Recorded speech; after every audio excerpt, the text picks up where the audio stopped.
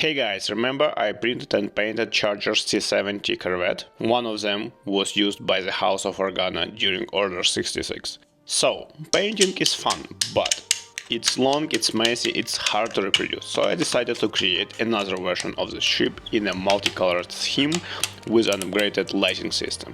Check this out, fully modular, can be printed into colors with magnets for turrets and a simple mini LED that can be switched with one rotation of the thrusters. Looks cool. If you want to print it by yourself, STL's file is in my bio.